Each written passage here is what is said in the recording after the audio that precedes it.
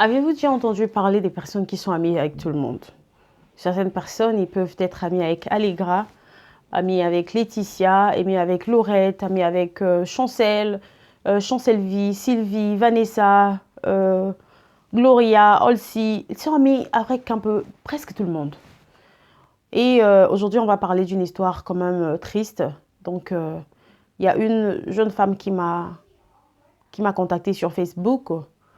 Donc, elle m'a dit, en fait, je suis arrivée comme par hasard par tes vidéos, donc je suis arrivée comme par hasard, j'ai vu tes vidéos.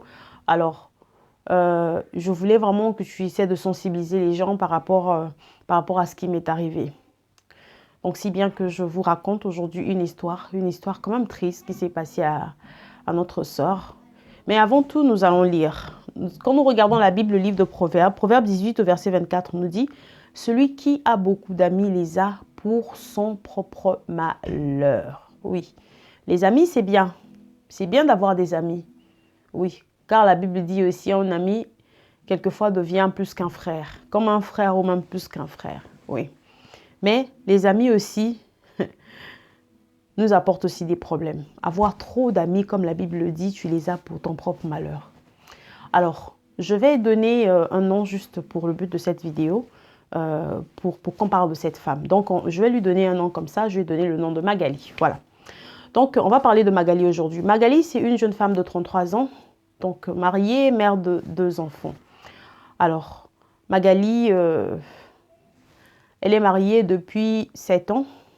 Donc, elle habite avec son mari. Tout se passe généralement bien. Mais Magali a des petits ennuis avec son mari. Des ennuis qu'elle a avec son mari, c'est juste parce qu'elle embrasse tout le monde. Donc, elle a un problème. C'est-à-dire qu'elle ne peut pas, en fait se contenir à un moment. C'est-à-dire qu'elle veut être amie avec tout le monde. Elle est bien avec tout le monde. Elle se connaît. C'est-à-dire que tout le quartier le connaît. La maison de Magali est ouverte à tout le monde. Qui que ce soit peut venir frapper à n'importe quand, que ce soit matin, midi, soir, je ne sais quand, 3 heures du matin. La maison de Magali est disponible pour tout le monde. Elle a reçu beaucoup de personnes chez elle, beaucoup d'amis, les amis d'enfance, même des personnes qu'on ne connaît pas assez bien chez elle pour passer des vacances, pour passer des week-ends. Et tout ce comportement a fait en sorte qu'ils ont eu vraiment pas mal de problèmes avec son mari. Mais malgré cela, ils sont ensemble avec son mari. Alors, il arrive qu'un jour, Magali, pendant qu'elle voulait faire des courses, donc elle sort, elle va dans son supermarché, juste à côté de son quartier, pour faire des courses. Alors, pendant qu'elle va faire des courses, elle rencontre une jeune femme. Quand elle rencontre une jeune femme, alors que Magali s'approche de cette jeune femme. Elle s'approche et elle se présente. Elle dit, voilà, moi je m'appelle Magali, comment tu t'appelles? La jeune femme, on va l'appeler Lara. Voilà. Donc, Lara lui répond aussi, elle dit, moi ça va, moi je m'appelle Lara. Et toi, c'est qui? Ils se sont présentés. Du coup, Magali demande, est-ce que je peux avoir ton numéro de téléphone? Elle dit, non, il n'y a pas de souci. En fait, je viens aussi à peine d'aménager dans le quartier, donc je ne connais personne. Ce serait quand même bien de connaître quelqu'un. Et comme tu es aussi africaine comme moi, ce serait vraiment un plaisir qu'on se fasse connaissance. Donc moi, je ne connais pas trop le quartier. Certainement, tu m'apprendras pas mal de choses. Et puis, les courses et tout ça, tu m'apprendras pas mal de choses. Elle dit, non, il n'y a pas de souci en tout cas. C'est Magali qui dit avec plaisir, il n'y a pas de souci en tout cas. Comme moi, je t'ai approchée, donc il n'y a pas de souci. Moi, je suis très ouverte. Je suis très cool, donc il n'y a pas de problème. Je vais t'aider en ce sens-là, pas de souci. Alors, Magali est partie à la maison. Lara aussi est rentrée chez elle. Donc, le soir, c'est Magali qui appelle. Elle appelle Lara, elle dit, bon, tiens, Lara, tu sais, quand on était au supermarché, je n'avais pas de crédit pour justement vérifier que ton numéro marchait. Mais ce soir, j'appelle juste pour vérifier que ton numéro marche. Au cas où peut-être que je l'avais pris avec des petites erreurs et tout, mais j'appelle juste pour voir que le numéro marche. Lara dit, ah non, il n'y a pas de problème. Et puis, se parle encore un peu. En fait, toi, tu habites où? Et puis, Magali, elle explique, j'habite non loin de chez toi. C'est juste, donc, peut-être à 5 minutes de conduite, dans 5 minutes de voiture de chez toi. Elle dit, ah d'accord, c'est bien, donc c'est pas loin. Alors, la conversation finit au téléphone. Le lendemain matin, c'est Magali qui appelle. Puisqu'elle a eu tellement des problèmes avec son mari, donc elle ne pouvait pas dire à son mari que voilà, chérie, je viens de rencontrer une jeune femme qui vient d'aménager dans le quartier et tout. Magali le garde pour elle. Alors, parce qu'elle sait qu'elle a eu trop de problèmes et puis son mari en a déjà marre, qu'elle se fasse amie avec tout le monde et puis qu'elle appelle des gens, c'est comme si elle a besoin d'attention, c'est comme si elle a besoin vraiment d'être entourée de beaucoup de gens. Alors, Magali appelle encore cette jeune femme le lendemain matin. Elle dit en fait, mais Lara, comment tu vas? Elle dit non, ça va, il n'y a pas de problème. Là, en fait, je me suis réveillée, je voulais juste faire un tour pour m'acheter un tapis, une moquette et tout, pour acheter quelques petits accessoires pour la maison. Elle dit oh non, il n'y a pas de problème en fait. Je peux venir pour t'accompagner et tout. Donc, Magali est partie. Alors, pendant qu'elle parlait, comme elle parlait au salon, donc son mari était dans la chambre, Magali pensait que son mari dormait, alors son mari écoutait tout. Donc, le mari a compris que Magali, quand elle est sortie, donc elle est sortie pour justement aider cette jeune femme qui vient justement de rentrer dans le quartier. Alors, Magali est partie et ils ont commencé à avoir une relation amicale, toujours comme ça. Donc, Magali n'est pas seulement amie avec Lara, mais Magali est amie avec plein d'autres femmes dans le quartier. Donc, c'est l'amie de tout le monde, c'est la personne de tout le monde, de tout le monde, de tout le monde. Alors, Lara a commencé à venir à la maison, à venir dans cette maison. Du coup, le mari n'était pas assez à l'aise avec Lara. Donc, quelque chose lui disait, en fait, ne lui mettait pas à l'aise, en fait, dans la présence de cette femme. Du coup, un soir, on va appeler ce mari Joseph. Donc, Joseph fait asseoir Magali pour lui dire que non. Tiens, chérie, écoute, c'est bizarre, c'est que je sais que je t'ai tant parlé de personnes parce que tu embrasses tout le monde un peu. Mais bon, cette fille-là particulièrement, je trouve qu'il y a quelque chose de pas bien en elle. Je ne comprends pas ce que c'est, mais je trouve qu'il y a quelque chose de pas bien en elle.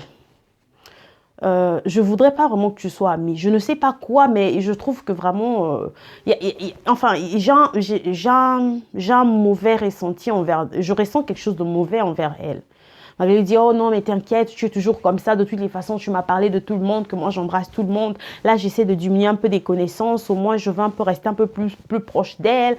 Parce que, en fait, c'est une fille qui est un peu de ma tribu et tout. Elle m'a dit qu'elle est de ma tribu. J'essaie un peu d'être un peu plus proche d'elle. Là, tu commences encore à venir avec des histoires, qu'elle n'est pas bien, que tu as vu ceci ou cela. Le mari a dit, non, non, non, non, on comprend pas mal. Je sais que je t'ai quand même fait un peu la guerre pour des personnes que tu embrasses ici et là, pour des personnes que tu emmènes à la maison sans mon consentement, mais cette histoire, je trouve ça un peu lourd. Cette fille ici, je trouve que vraiment il y a quelque chose qui ne va pas avec elle.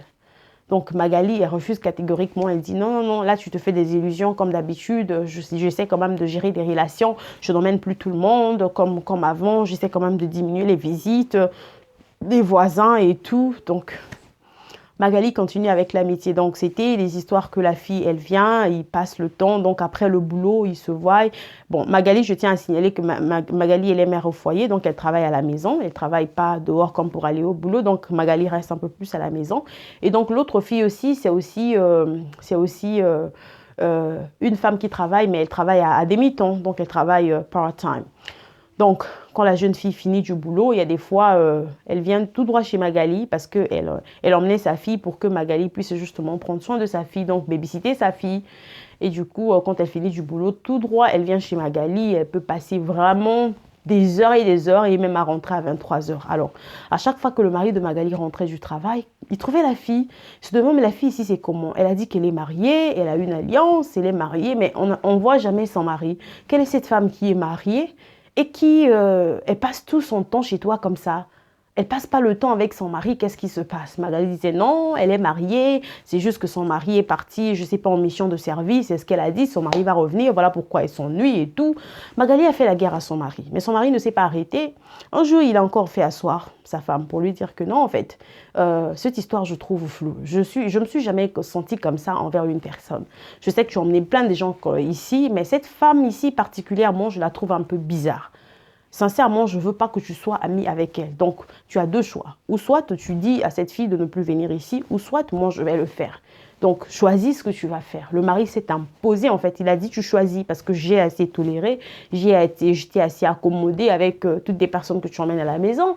Mais cette fois-ci, je vais, en tout cas, vraiment, je m'oppose de toutes mes forces parce qu'il y a quelque chose dedans de moi qui, en tout cas, ne supporte pas cette jeune femme. Je ne sais pas quoi, je ne sais pas comment expliquer, mais il y a juste quelque chose auquel je n'arrive pas à supporter cette jeune femme.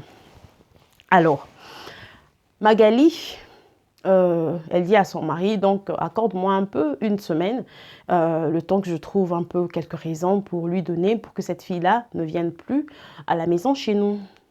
Alors, pendant que Magali est en train de converser avec son mari, comme la fille a l'habitude de venir très souvent chez eux, par je ne sais quoi, la fille avait entendu toute la conversation. Donc la fille a compris que le mari était prêt à se débarrasser d'elle et du coup, son mari Magali donc, voulait aussi trouver des voies et moyens pour commencer à l'éviter.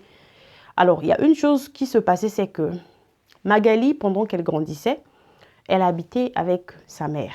Donc, elle a grandi avec sa mère et sa sœur.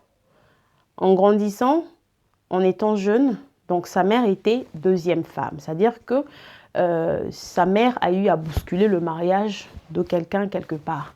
Et on l'a pris comme étant deuxième femme. Donc, apparemment, selon certaines choses, soit disant que la mère de Magali avait empoisonné la première femme de cet homme-là.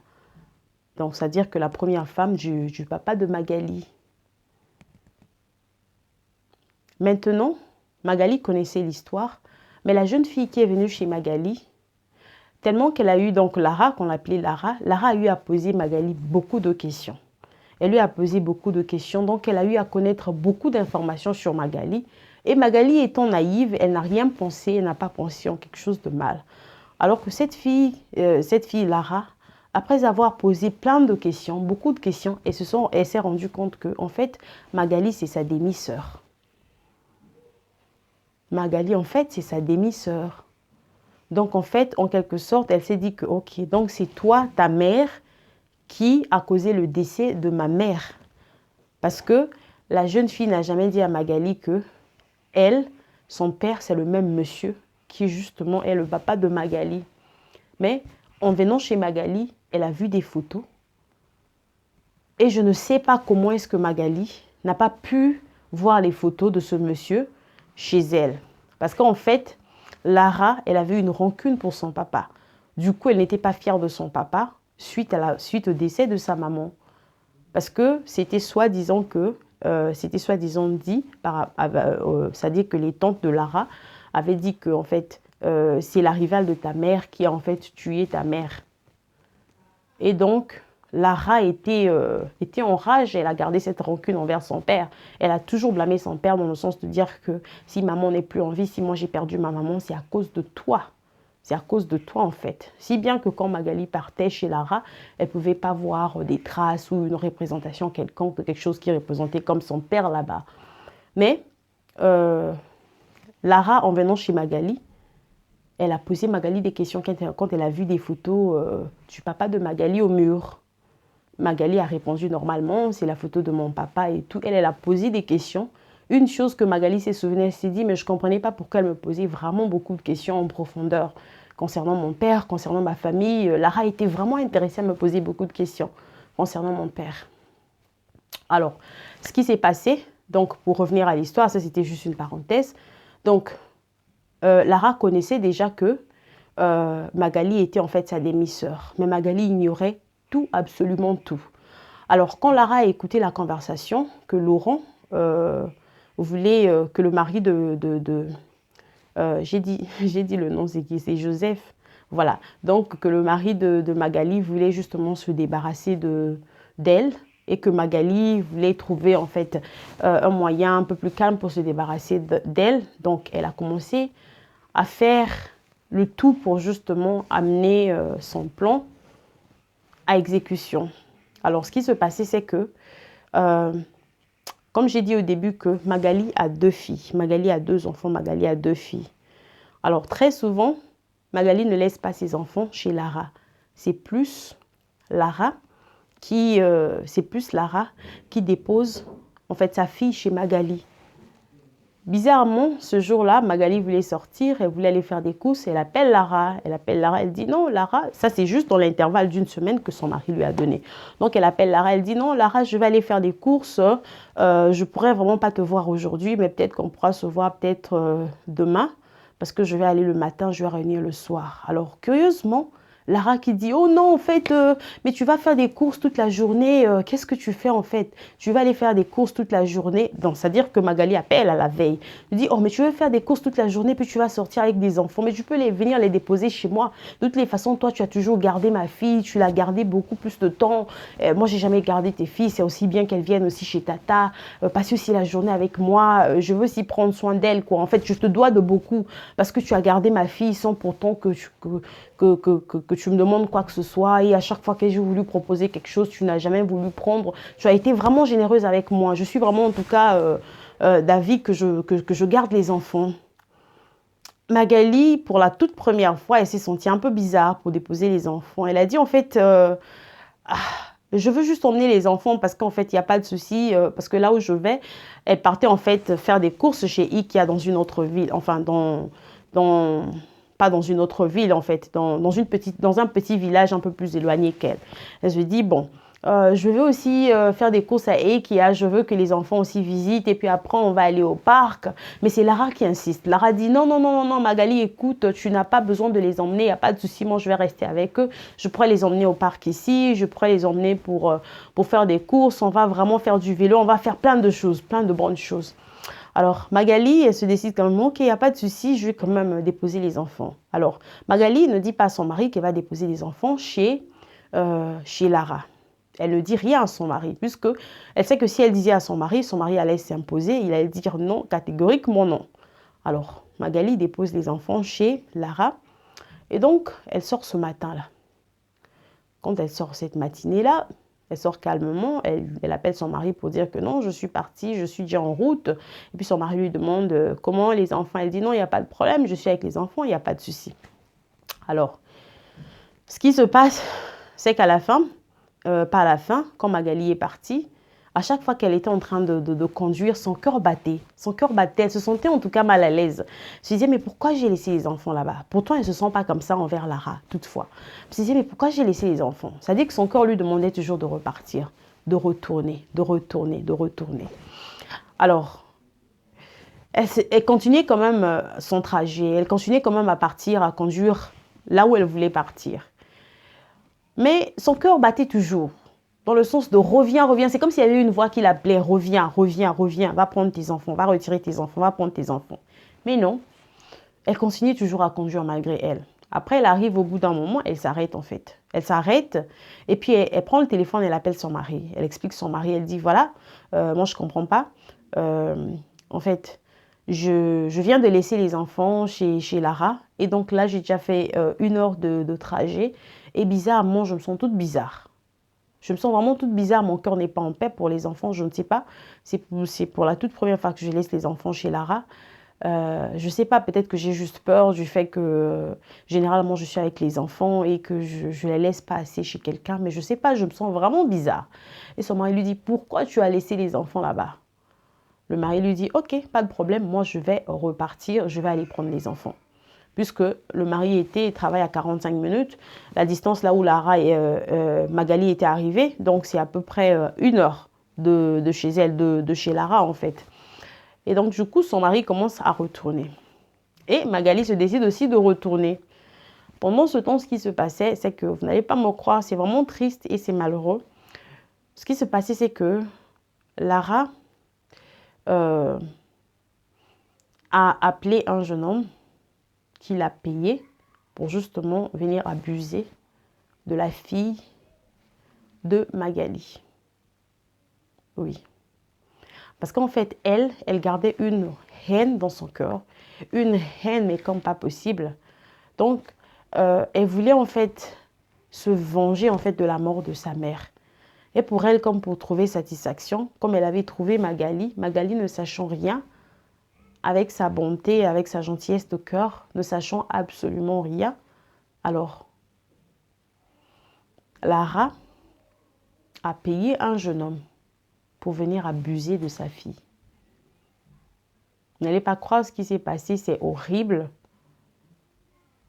Et donc, ce qui s'est passé, c'est qu'elle a mis la petite fille qui avait à peu près, je ne vais pas dire l'âge, mais moins de 12 ans. Donc, elle a isolé dans une chambre et puis elle a demandé au jeune garçon de rentrer. Et ça, c'est une mère qui le fait. Une mère qui a aussi un enfant. Une mère qui a aussi un cœur de maman. Motivée par la haine. Et tout ça, pourquoi? Parce que maman embrasse tout le monde. C'est une histoire qui est en ce moment-ci au niveau de la police, au niveau de la justice. Parce que quand le papa est venu,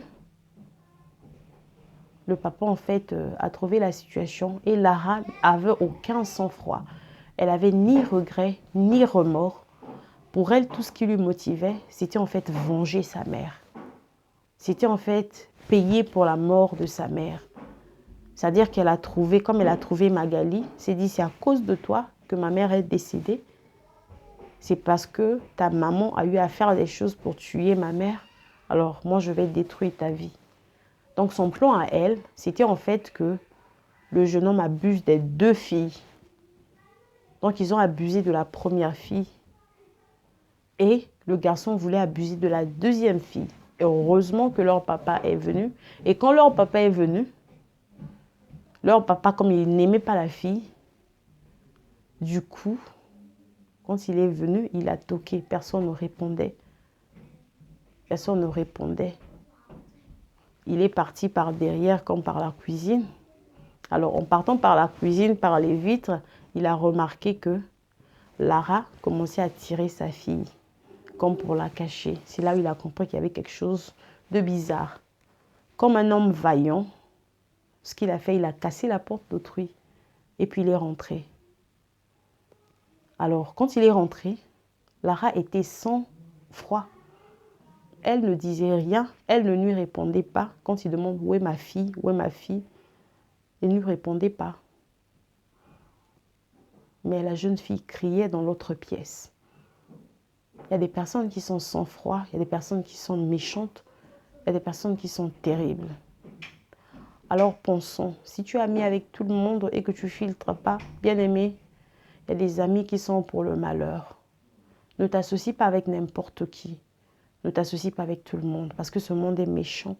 Ce monde est rempli de méchanceté.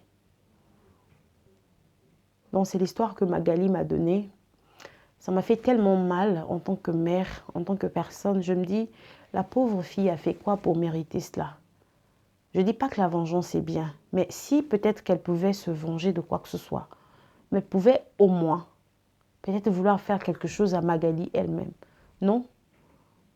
Comme elle savait que le mari avait interdit formellement à sa femme de ne plus être amie avec elle, et Magali avait promis à son mari qu'elle ne serait plus amie avec elle, mais qu'au moins son mari lui donne une semaine de se débarrasser de cette fille, de trouver une raison pour lui expliquer. Alors elle a voulu anticiper les choses. Elle a choisi la mauvaise voie, celle de détruire la vie d'un enfant. Quand la dame m'a parlé, ça m'a fait très mal. Et ça me fait très mal. Donc j'aimerais juste nous parler un peu. Les amitiés que nous avons, il faut que nous soyons quand même en mesure de demander Dieu pour des amitiés que nous faisons avec certaines personnes. Demandons quelquefois Dieu. Et quelquefois, quand ton cœur te parle, essaie d'écouter ton cœur. Quelquefois, on dit que c'est le cœur qui te parle. En tant qu'enfant de Dieu, le Saint-Esprit peut te dire que cette personne-là n'est pas bonne. Cette relation n'est pas bonne. Alors méfie-toi ou retire-toi. Son mari a senti quelque chose de mauvais chez cette femme. Dès qu'il l'a vu, il a interdit à sa femme plusieurs fois. Il dit, cette femme-ci, je ne l'aime pas. Je ne comprends pas ce que je ressens, mais je ressens quelque chose de mauvais. Je ressens quelque chose de bizarre dans mon cœur. Même si aujourd'hui Lara fait la prison, elle fait la prison. Mais ce traumatisme que cet enfant a subi, c'est compliqué. C'est compliqué. Alors, chers parents, chères sœurs, chers frères, filtrons nos amis, écoutons la voix de Dieu et soyons vraiment sélectifs à savoir quel ami approcher de nous, quel ami prendre auprès de nous. Ce n'est pas tout le monde qu'on doit prendre comme ami, ce n'est pas tout le monde qu'on doit emmener chez nous. Quelquefois, si on est femme, si votre mari dit que cette personne-là, je ne l'aime pas, même si tu ne comprends pas, éloigne-toi seulement de la personne pour chercher la paix. Et si tu penses que la personne est bien, demande à Dieu. Dis, Seigneur, je pense que cette personne est bien, mais je ne comprends pas pourquoi mon mari ne veut pas que je sois avec cette personne. J'espère que la vidéo vous a plu. Partagez en tout cas pour sensibiliser une personne. C'est une histoire triste. Généralement, les histoires ne m'arrivent pas, mais cette femme a voulu que je parle de cela, alors j'en parle. Si vous avez aussi une histoire ou quelque chose que vous voulez que j'en parle, contactez-moi sur Famille Foi Télévision, Famille Foi TV, la page Famille Foi TV, sur Facebook ou bien Allegra Mambouli. Envoyez-moi un message privé, je parlerai de cela. Que Dieu vous bénisse et on se retrouve à la vidéo prochaine. Bye bye, God bless you.